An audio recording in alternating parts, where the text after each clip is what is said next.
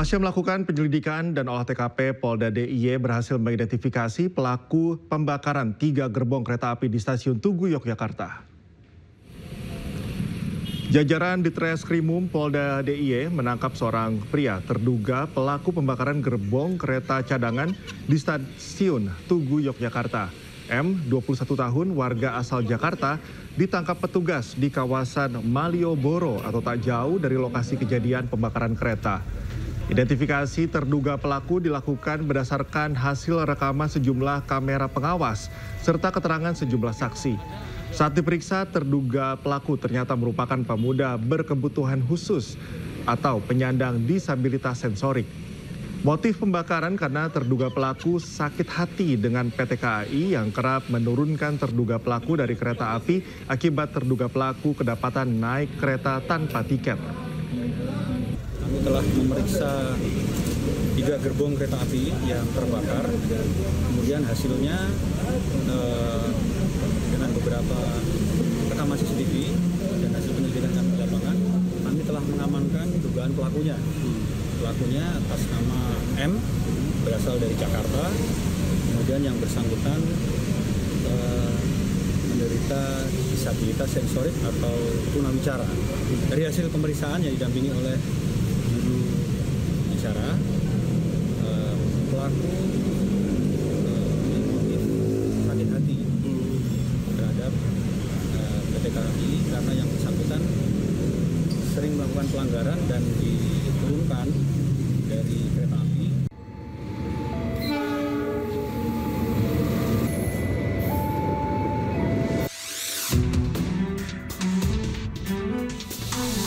Area stabling lokasi parkir 3 gerbong yang terbakar di stasiun Tugu, Yogyakarta dipasangi pagar oleh petugas Kamis siang.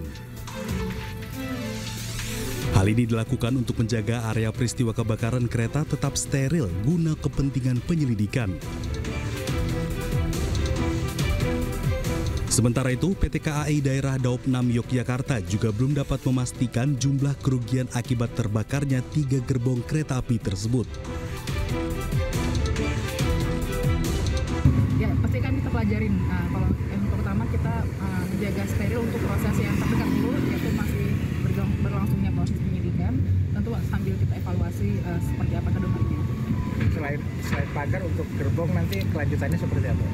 Untuk keretanya sendiri kami kan masih menunggu ya hasil penelusuran dan rekomendasi nantinya dari pihak-pihak terkait. Seperti apa nanti kelanjutannya kami masih menunggu hasil penelusuran dan rekomendasinya. Posisi kereta berhenti, kebakaran kereta di stasiun Tugu. Sebelumnya, 3 gerbong kereta api terbakar saat parkir di stasiun Yogyakarta atau stasiun Tugu Yogya Rabu pagi.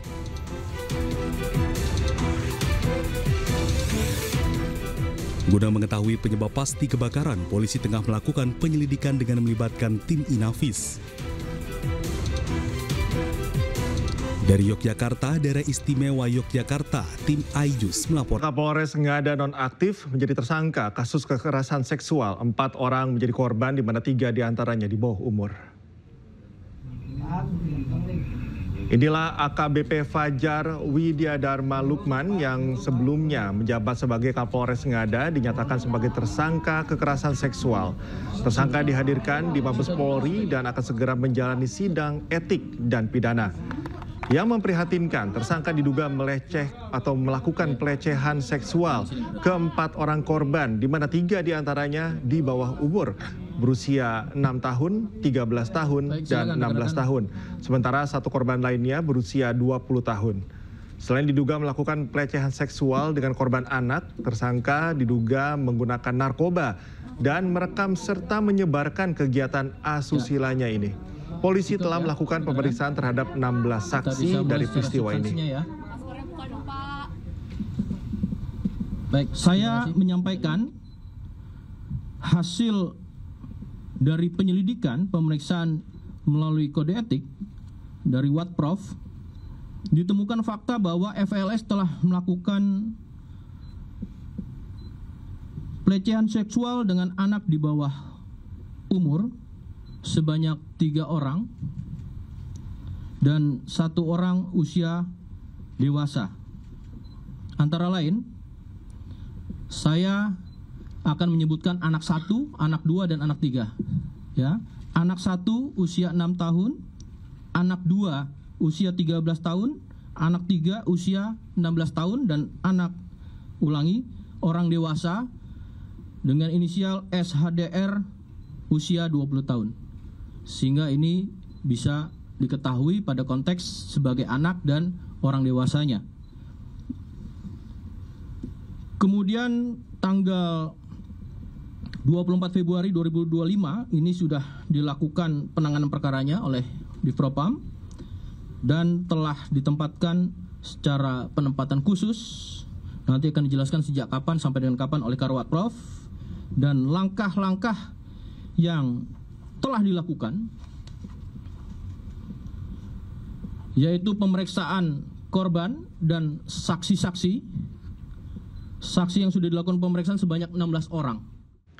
Kapolres Ngada sudah dicopot dan ditetapkan sebagai tersangka kasus kekerasan seksual dan penyalahgunaan narkoba. Lalu bagaimana dengan nasib 4 korban yang 3 diantaranya masih di bawah umur? Kita sudah tersambung dengan Ketua Komisi Perlindungan Anak Indonesia, Ai Mariati Soliha. Selamat malam Ibu Ai. Selamat malam. Terima kasih sudah bergabung bersama kami di Ainis Prime. Bu Ai, kasus hukum kita juga sama-sama lihat sudah berjalan terhadap tersangka, namun yang jangan dilupakan adalah dan tak kalah penting adalah nasib korban. Ini apa yang harus dilakukan terutama oleh negara kepada para korban ini?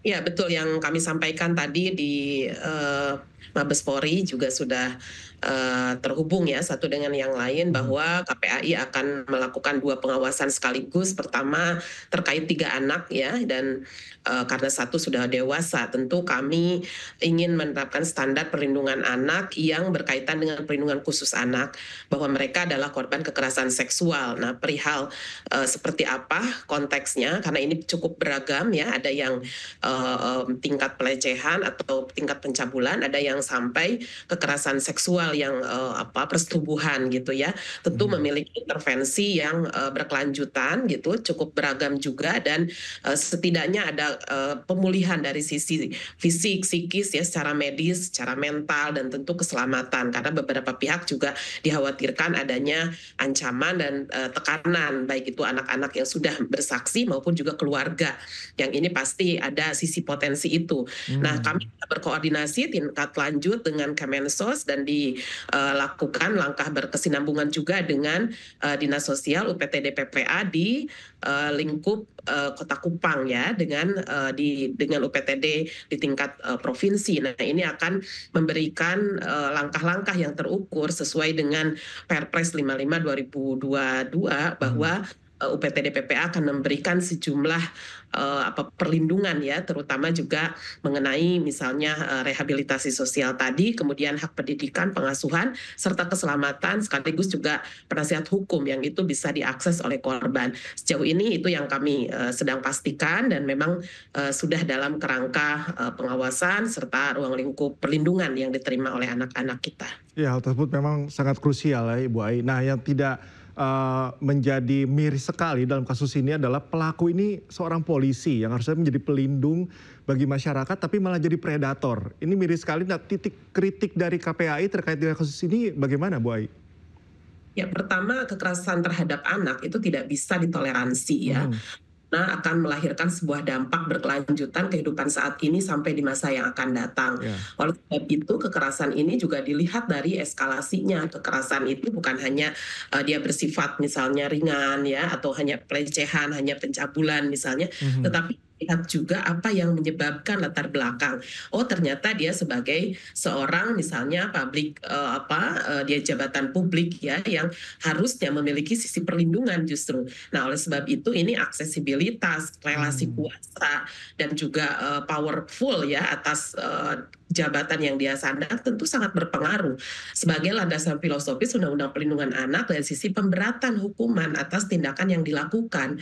Kalau kita berkaca dalam Undang-Undang Perlindungan Anak, ada 2 kali revisi, dan terakhir adalah 17 2016 yang menunjukkan bahwa aparat negara, dalam hal ini salah satunya adalah aparat penegak hukum, tentu mendapat pemberatan hukuman atas situasi kekerasan itu. Nah, begitu pula dalam Undang-Undang TPKS ya, Undang-Undang 12 2022. Oleh sebab itu ini yang kami kawal, karena terkait juga dengan eksploitasi. Mengapa yang bersangkutan mengupload misalnya ke web dark yang ada di luar negeri, kemudian masuk dalam situs porno yang itu kemudian di dalamnya ada supply video, beberapa video dengan anak, ini tentu harus diungkap secara terang benderang. Kami dan mengapresiasi sudah diberikan langkah transparansi. Mari kita kawal bersama, dan istilahnya menghalang-halangi penyidikan itu tidak ditemukan dalam kasus ini. Langsung dalam kurun waktu 3 minggu ya, secara simultan bagian dan bagian pidana ini bergerak bersamaan, dan secara etik ini yang harus diketahui oleh masyarakat sudah diberhentikan secara tidak hormat ya, menurut saya sudah menjawab ekspektasi. Dan tadi mengapa justru seseorang yang harusnya melindungi melakukan tindakan kejahatan yang sangat berat, itu secara etik sudah, dan secara pidana tentu harus kita kawal bersama karena TPKS dan perlindungan anak diterapkan dalam satu tuntutan bersama. Oke, Bu Ai, ini mungkin terakhir mengenai evaluasi KPAI sendiri mengenai law enforcement atau penegakan hukum terkait dengan kasus kekerasan anak, apalagi dilakukan oleh penegak hukum. Dalam kasus ini kan tidak hanya pelecehan dan kekerasan saja, tapi juga ada penyebaran video itu sendiri. Bagaimana evaluasi dari KPAI terkait dengan kasus ini? Iya, tidak boleh ada yang terlewatkan. Artinya di satu sisi kami sudah mengapresiasi langkah cepat yang sudah dilakukan ini. Di sisi lain kami mendorong secara simultan pengumpulan atas segala tindakan yang melanggar hak anak.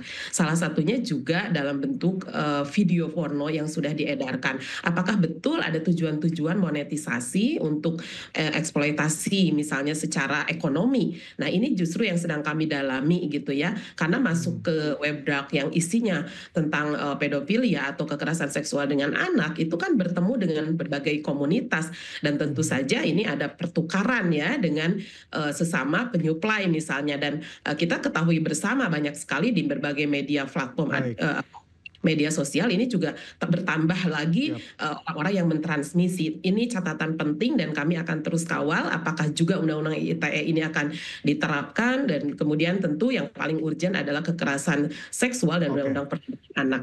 Oke, Ibu Ai, sama-sama kita akan kawal kasus ini, semoga dapat kehadiran. Terima kasih atas paparannya bersama kami di News Prime. Salam sehat selalu. Bersama Basuki Cahayapurnama atau Ahok diperiksa Kejaksaan Agung sebagai saksi dalam kasus dugaan korupsi di Pertamina pada hari ini. Usai diperiksa sekitar 8 jam, akhirnya mantan komisaris utama Pertamina tersebut keluar dari gedung kejaksaan dan menemui awak media. Enggak, jadi ternyata dari Kejaksaan Agung mereka punya data yang lebih banyak daripada yang saya tahu. Ibaratnya saya tahu cuma sekaki, dia tahu udah sekepala. Saya juga kaget-kaget juga dikasih tahu penelitian ini ada fraud apa, ada penyimpangan transfer seperti apa, dia jelasin. Saya juga kaget-kaget. Karena kan ini kan subholding ya. Subholding kan saya nggak bisa sampai ke operasional. Saya cuma sampai memeriksa, kita tuh hanya memonitoring dari RKAP gitu loh. Nah itu kan untung rugi. Kebetulan kinerja, belum balikin. Aduh. Sorry. Jadi kebetulan kinerja Pertamina kan bagus terus selama saya di sana gitu kan. Jadi kita nggak tahu tuh, ternyata di bawah ada apa kita nggak tahu. Nah jadi saya minta data, saya cuma sampaikan agenda rapat kita terekam, tercatat. Silakan di Kejaksaan Agung untuk meminta dari Pertamina. Nah, saya sendiri sampaikan bahwa ini ya sebatas itu kita tahu lah.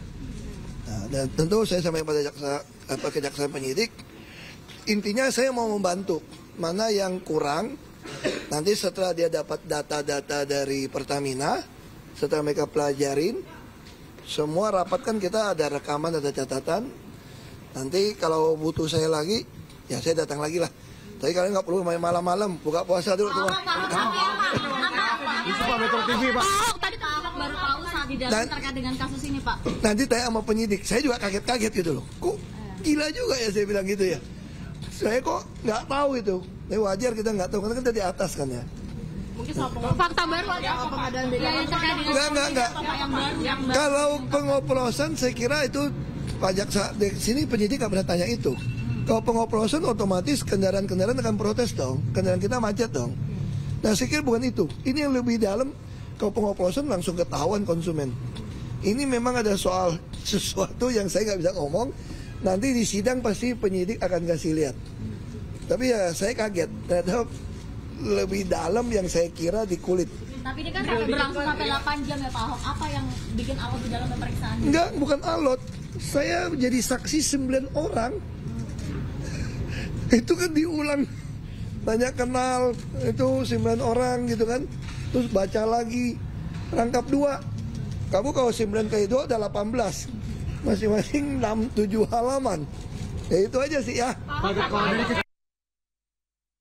Bahwa penyidik pada Jampitsus telah melakukan pemeriksaan terhadap seorang saksi, ya, atas nama Pak Basuki Cahayapurnama, ya, bahwa pertanyaan yang diajukan oleh penyidik dalam pemeriksaan ini sesungguhnya masih bersifat pertanyaan yang umum, ya. Setidaknya ada 14 pertanyaan pokok yang diajukan kepada yang bersangkutan, lebih melihat kepada bagaimana tugas fungsi yang bersangkutan sebagai komisaris utama dalam perusahaan atau korporasi yang holding, ya, PT Pertamina Persero, terkait dengan pelaksanaan TUSI itu dalam konteks melakukan aktivitas pengawasan. Ya, pengawasan dalam kaitan dengan importasi atau tata kelola minyak mentah dan produk kilang di subholding PT Pertamina Patraniaga. Sebelumnya, Wakil Ketua Komisi 6 DPR Andre Rosiade mengkritik keras peran Basuki Cahayapurnama alias Ahok saat menjadi Komisaris Pertamina periode 2019-2024 dalam rapat dengar pendapat dengan jajaran Pertamina. Kritikan ia sampaikan terkait kasus dugaan korupsi impor minyak mentah dan Pertamax oplosan yang tengah membelit beberapa pejabat Pertamina. Ahok ngapain selain ngebacot, omong-omong, marah-marah, maki-maki bapak-bapak? Apa yang dilakukannya? Ada nggak dia bawa data ke aparat penegak hukum? Nggak ada kan? Ngapain dipanggil? Kita ngapain ngasih panggung orang yang sudah pensiun, nggak berbuat apa-apa, lalu sekarang setelah Kejaksaan Agung melakukan penegakan hukum, dia mau jadi pahlawan kesiangan. Ya, ini kan pahlawan kesiangan. Untuk apa? Kalau dia punya data, harusnya dia jadi komod, dia bawa datanya ke Kejaksaan Agung, ke KPK atau ke kepolisian. Itu baru kerja pengawasan. Kalau sekarang setelah Jaksa Agung di era Prabowo melakukan penangkapan, lalu dia ngebacot. Oh, kalau saya bisa, saya punya data. Lu ngapain aja lu bro selama ini gitu loh. Ini kan orang sudah pensiun, nggak punya panggung politik, memanfaatkan kehebatan Kejaksaan Agung di era Prabowo untuk numpang tenar kembali supaya populer lagi. Gitu loh Pak Fadli. Ini gaya politisi numpang tenar pansos terhadap kemampuan kinerja Jaksa Agung di bawah era Prabowo Subianto sebagai presiden. Informasi selanjutnya, pemirsa, Ketua Umum PDI Perjuangan Megawati Soekarno Putri mengundang sejumlah pengurus partai ke kediamannya di Jalan Teguh Umar Menteng, Jakarta Pusat. Pertemuan digelar jelang sidang perdana Sekjen PDIP Hasto Kristianto. Sejak pukul 2 siang, kader PDI Perjuangan mulai hadir di kediaman Megawati Soekarno Putri. Pertemuan digelar secara tertutup.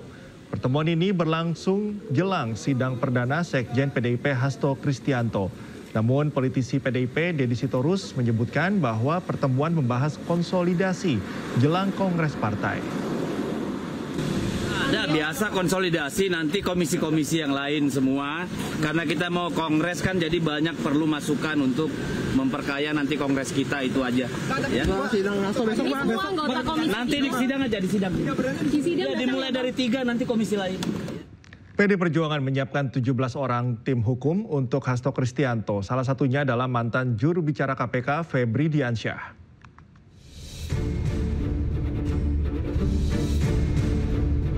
DPP PDI Perjuangan menunjuk 17 orang sebagai tim hukum yang akan mendampingi Sekjen PDI Perjuangan Hasto Kristianto menjalani proses hukum. 17 orang tim hukum itu diisi oleh kader PDI Perjuangan dan praktisi hukum. Salah satu anggota tim hukum itu adalah mantan juru bicara KPK Febri Diansyah.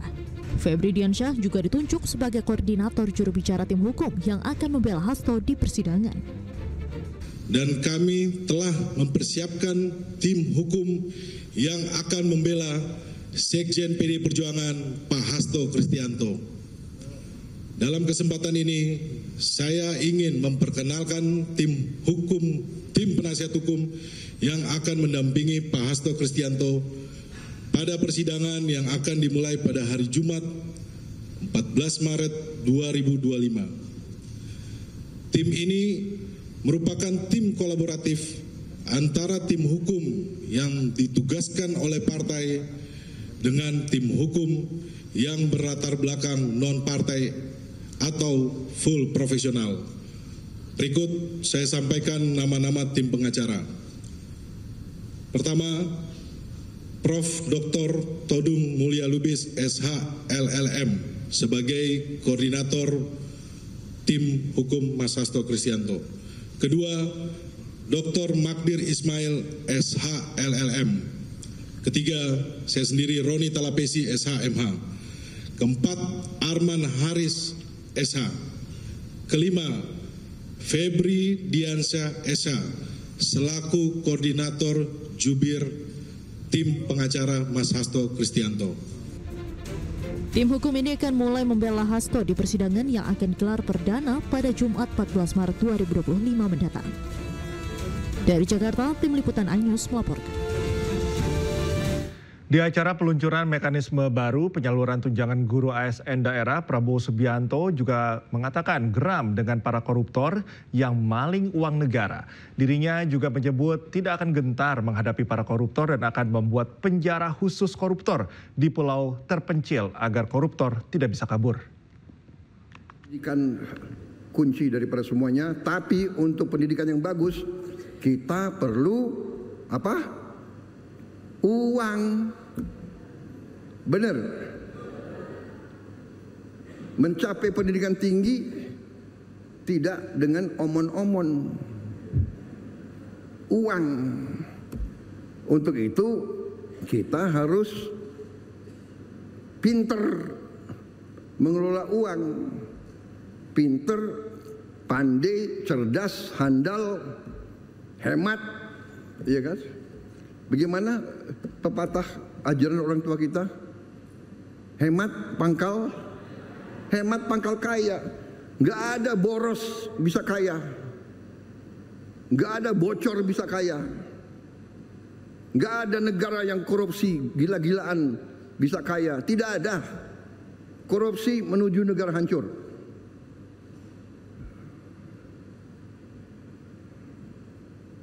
Saya tidak akan mundur menghadapi koruptor. Saya tidak akan mundur menghadapi koruptor.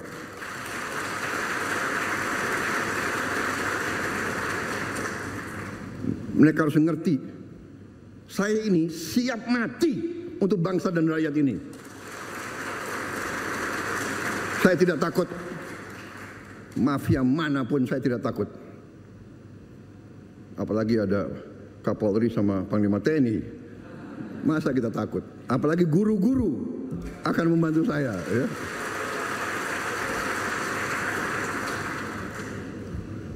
Saudara-saudara, koruptor-koruptor itulah yang buat guru-guru susah, dokter-dokter susah, perawat-perawat susah, petani susah. Karena itu, terima kasih dukungan saudara-saudara. Kita bersama akan menghadapi maling-maling itu. Dan kita akan mengusir mereka dari bumi Indonesia kalau perlu.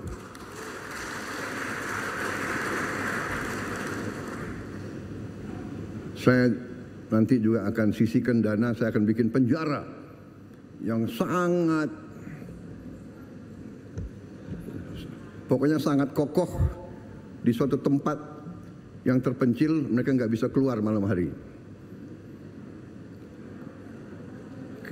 Kita akan cari pulau, kalau mereka mau keluar biar ketemu sama hiu.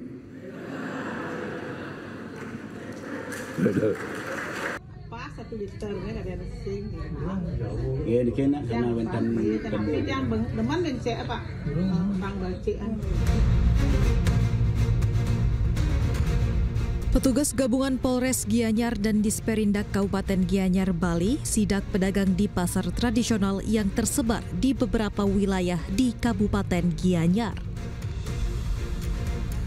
Salah satunya Pasar Yadnya di Belah Batu, di mana pedagang penjual minyak kita menjadi sasaran petugas. Minyak dalam kemasan plastik yang bertuliskan 1 liter ini pun diukur ulang. Hasilnya, minyak kemasan ini isinya kurang dari 1 liter.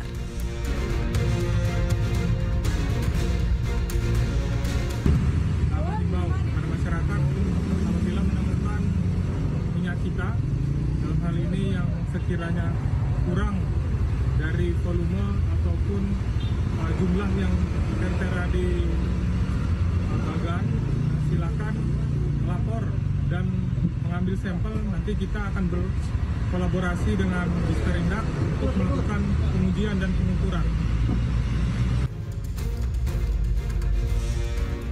Kadit 4 Reskrim Polres Gianyar berharap jika konsumen menemukan minyak yang dijual di pasaran tidak sesuai dengan isi kemasan agar melaporkan ke aparat terdekat. Dari Gianyar, Bali, Ketut Catur Kusumaningrat, iNews melaporkan. Pemerintah menyegel pabrik minyak kita milik PT Arta Eka Global Asia di Karawang, Jawa Barat, usai terbukti melakukan kecurangan. Pabrik tersebut mengemas minyak kita dengan isi yang dipangkas hingga 200 ml per kemasan.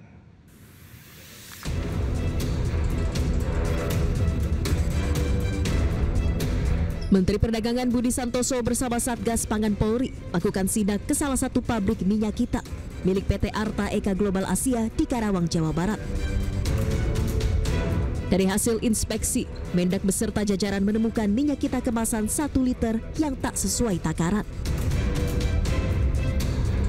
PT AIGA terbukti melakukan kecurangan dengan memangkas isi minyak kita yang seharusnya berisi 1 liter menjadi 750 hingga 800 ml per kemasan. Dalam sidak ini pemerintah menyita sebanyak 140 karton minyak kita serta 32.284 botol kosong berukuran 750 ml yang disiapkan untuk produksi minyak kita. Pabrik yang berlokasi di Teluk Jambe Timur, Kabupaten Karawang, Jawa Barat ini kemudian disegel. Dan langkah selanjutnya adalah pencabutan izin usaha PT AIGA. Meski izin usaha belum dicabut, pemerintah memastikan perusahaan ini sudah tidak diperbolehkan melakukan produksi.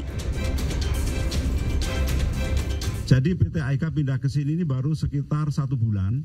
Nah, seperti teman-teman lihat, kita temukan sekarang banyak botol-botol yang berukuran 750 ml yang rencananya akan untuk produksi minyak kita.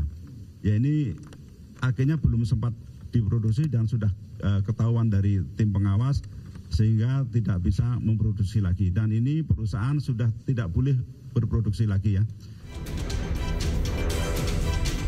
Sebelumnya PT AIGA telah menutup pabriknya di kawasan Depok, Jawa Barat dan berpindah lokasi ke Karawang. Atas temuan kecurangan ini, pemerintah telah menarik produk minyak kita yang tak sesuai takaran dari pasaran demi melindungi konsumen. Dari Karawang, Jawa Barat, Tim Liputan iNews melaporkan. Presiden Prabowo Subianto mengumumkan mekanisme baru penyaluran tunjangan guru ASN daerah. Jika sebelumnya tunjangan disalurkan melalui kas daerah, sekarang tunjangan dikirim langsung ke rekening masing-masing guru. Presiden Republik Indonesia mendapat kehormatan meluncurkan mekanisme baru penyaluran tunjangan guru ASN daerah langsung ke rekening guru. Didampingi Menteri Pendidikan Dasar dan Menengah Abdul Muti, Presiden Prabowo meresmikan langsung mekanisme baru penyaluran tunjangan guru ASN daerah di Gedung Kementerian Pendidikan Jakarta. Dalam sambutannya, Prabowo menyebut mekanisme ini jauh lebih efisien serta untuk menghilangkan budaya birokrasi. Sementara Menteri Pendidikan Dasar menyebut sebanyak 1,476 juta guru ASN daerah yang akan menerima transfer langsung ke rekening. Sedangkan guru non-ASN nominalnya 392.000. saya menyambut baik inisiatif, upaya peluncuran, upaya mekanisme baru dengan mengirim tunjangan guru ASN daerah langsung ke rekening guru. Inilah upaya untuk mengurangi tidak efisiensi. Lama-lama untuk apa? Ditahan itu untuk apa? Iya kan? Ya. Kita harus hilangkan budaya-budaya yang tidak benar itu. Kalau bisa dibikin lama, kenapa harus dibikin pendek, iya kan? Kalau bisa susah, kenapa dibikin gampang? Budaya ini yang harus kita kikis.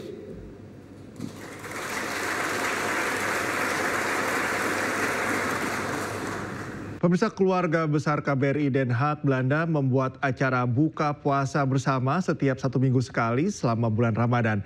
Di minggu pertama ini menu buka puasa bertemakan warung Sunda. Dan informasi ini sekaligus menutup iNews Prime.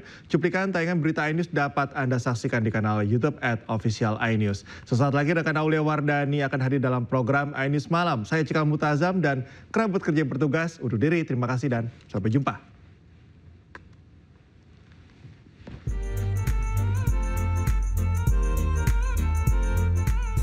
Buka puasa bersama mingguan ini dilakukan setiap hari Jumat dengan sistem potluck dari para staf KBRI, di mana setiap kelompok yang mendapat giliran dari awal minggu sudah mempersiapkan menu buka puasa. Di minggu pertama ini tema bukber adalah warung Sunda. Aneka masakan Sunda dipersiapkan oleh kelompok yang bertugas dan persiapan dilakukan sejak jam 4 sore. Aula KBRI Den Haag pun disulap menjadi tempat berbuka. Acara dibuka dengan pengajian dan tausiah. Tak hanya anggota keluarga besar KBRI saja yang hadir, acara bukber mingguan ini juga dihadiri masyarakat diaspora dan pelajar yang tinggal di kawasan Den Haag. Bukber ini menjadi momen mempererat silaturahmi WNI di tanah rantau. Kan kalau di sini tuh lebih jarang ya kalau masalah bukber. Di sini tuh karena emang teman-teman saya juga kebanyakan anak-anak internasional yang dari luar negeri. Jadi banyak yang tidak menjalankan ibadah puasa. Jadi biasanya saya ya buka puasa aja di rumah, atau kalau lagi ada buka puasa bersama di KBRI ya kadang-kadang saya ikut, atau mungkin buka puasa sama teman-teman di Indonesia aja gitu. Tahun ini sekarang kita puasanya mulai mirip dengan di Indonesia. Kita sahur di jam yang sama, berbuka juga di jam yang mirip-mirip sekitar jam 6, jam 7.